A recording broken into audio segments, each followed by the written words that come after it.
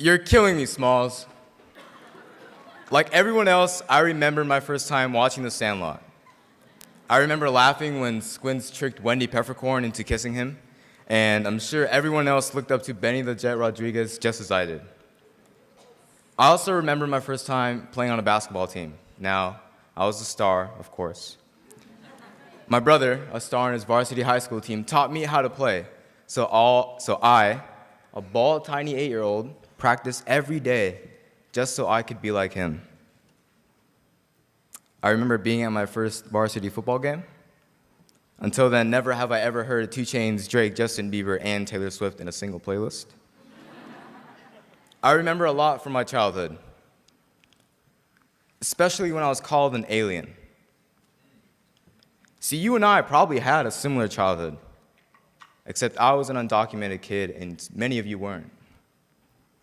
Now, I still went out to eat with my friends and did reckless stuff. I mean, what kid doesn't?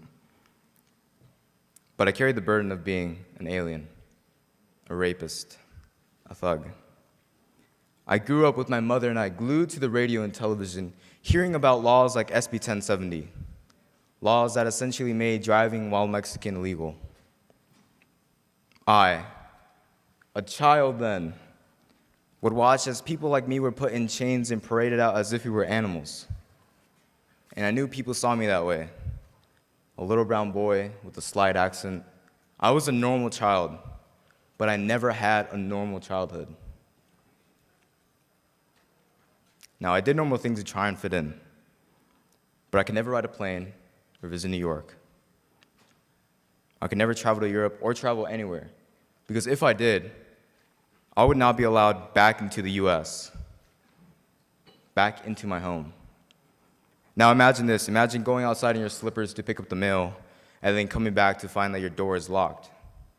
Now your clothes, your memories, everything that you've grown up with is inside your house.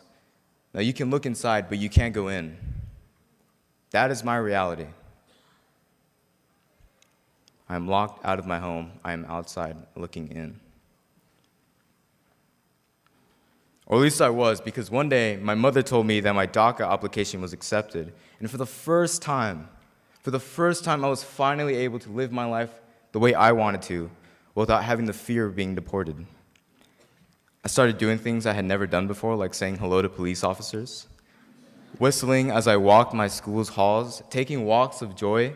Do you know how happy you have to be to take a walk just for joy? And it's funny that what the small card symbolized made me feel like a true American, and I was proud to be one. And so the next day, after I walked into my school, after finally having received my DACA card, and was celebrated by my group of best friends.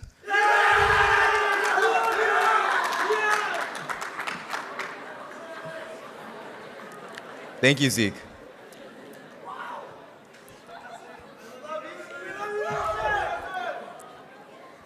We're all not guy school, so there's that. They celebrated like lunatics and jumped on top of me, almost suffocating me with their joy. And then after they settled down and stopped being crazy kids, one of them came up to me and said, "Nelson, I'm glad you won't be going anywhere. I love you, man." Now, I didn't cry when I watched the Titanic, but I sure did shed a tear when he said those words to me.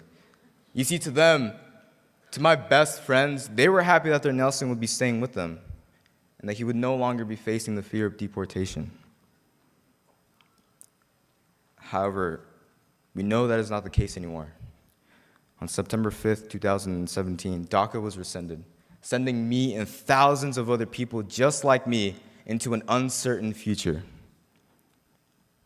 But I stand here today asking you to take action in creating a bright and sustainable future for people like me, for people that are your friends, teammates, classmates, coworkers, people who are willing to work from 9 a.m. to 9 p.m. to get the job done right, people who value integrity above all other virtues, people who believe in the American dream our forefathers and mothers have created, people who have come to this country as immigrants, as children and know no other flag than the one they so proudly honor.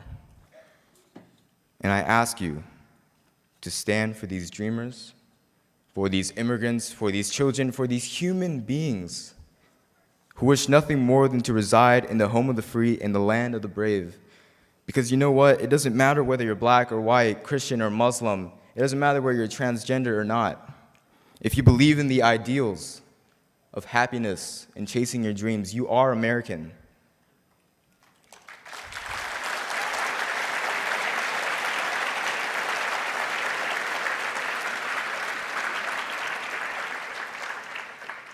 So when you leave here today, and when you speak to anyone about pushing Congress to pass the DREAM Act, more specifically, when you speak to your representatives and they ask you if anyone you know will be affected by DACA, you say this: